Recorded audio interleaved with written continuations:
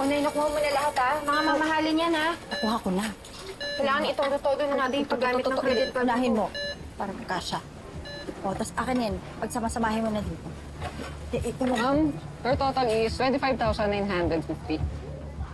Baka malaglag. Naglag yan. Lahat na po ba dito, ma'am? Oo. Ayan na.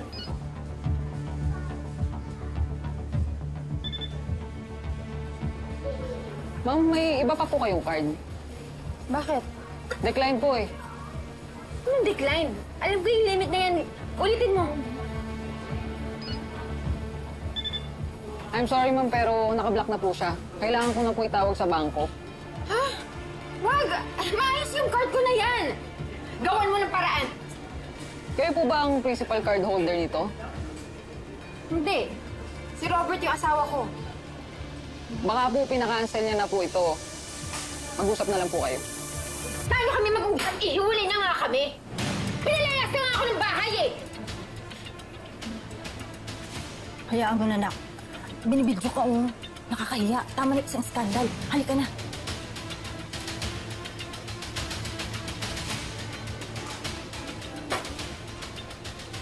Ano po yan? Alam, bidyo pa kayo dyan. Tapos na, eksena!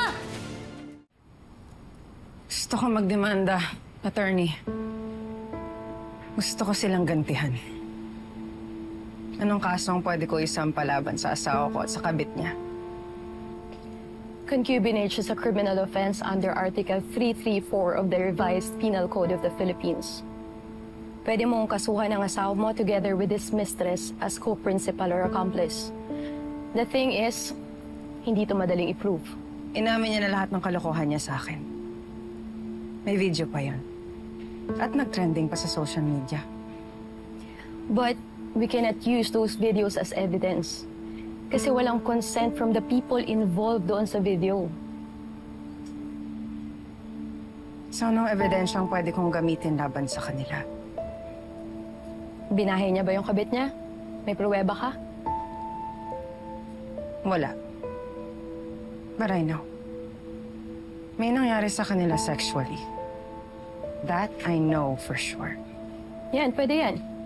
But sexual intercourse must be in a scandalous circumstance. Like for example, nahuli mo na may ginagawa sila mismo na sexual act. Wala pong ganyan. Pero inamin niya sa akin lahat. Yan yung sinasabi ko. Alam mo, to be honest, concubinage is harder to prove than adultery, which applies to women. And the penalty is lighter. 6 na buwan hanggang 6 na taon lang na pagkakakulong yan pag napatunayan mo or pag nanalo ka. Hindi sapat na parusa yon para sa panloloko na ginawa nila sa akin. Kung determinado ka talagang parusahan sila, kailangan mong mangalap ng ebidensya. Witnesses, photos, messages, or anything that will support your case. But that's gonna be tough. What are my other options? Actually, na-mention na sa akin ito ng daddy mo. And here's my recommendation. Ma'am, di po kayo pwede mag-withdraw? Anong hindi ako pwede mag-withdraw? Eh, sa akin nakapangalan yung account na yan. Wala kayong karapatang i-hold yan! I'm sorry, ma'am, pero yun po talaga yung lumalabas sa system. Your account is frozen for the time being. Hindi pwede! Hindi mo pwede gawin sa akin to! Pera ko yan! Pera ko yan! Amin na yan! Pera ko yan! Hindi mo pwede gawin sa akin to! Amin na yan! Sandali! Sandali! Sandali lang! Kinukuha ko na yung pera ko! Wala akong ginagawang masama! Sandali! Ano ba? Sandali na! Ititabata ko kayo! Ano ba? Sandali! Sandali! Sandali! Kinukuha ko na yung pera ko! Sandali! Sandali! Wala naman akong ginagawang masama! Mga walang yan! Sandali! Sandali!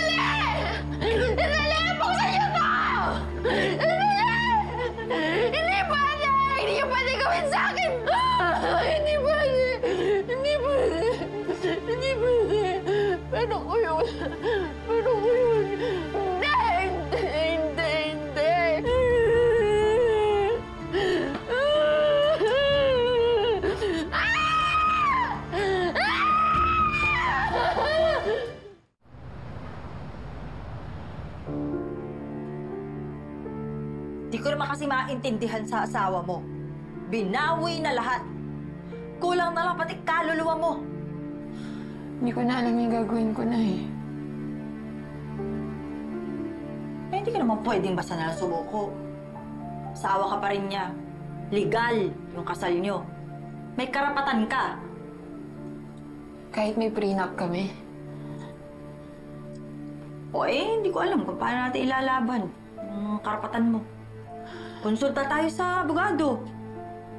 Kung kinakailangan na magreklamo tayo sa Senado, gagawin natin. Sige, Nay.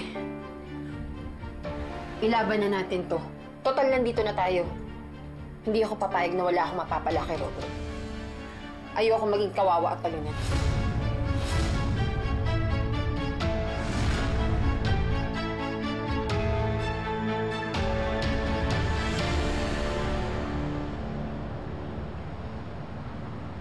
Ma'am, i-turn over ko lang po yung sales today. Thank you. Pwede ka na umuwi, ha? Salamat. Thank you. Ma'am Gina, tignan niyo po ito, oh. May ginawa na naman po nakakahiya si Ma'am Betsy. Gawan mo ng paraan. Paano kami Huwag ka lang sa kanya. Huli na nga kami. Ma'am, pang pera. Pinayag na nga ako ng bahay eh. Hayaan mo na lang yan. Sige po, ma'am. Ma'am, pasara na po tayo. Baka may gusto pa po kayong iutos sa akin bago ako umalis. Wala na, pwede ka na umalis. Sige po. Thank you.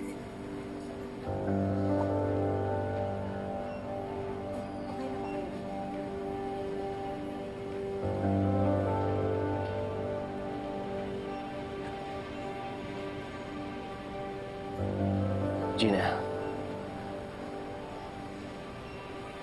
Paano ka nakapasok dito? pwede ba tayo mag-usap? Wala na tayong pag-uusapan. Gina, please.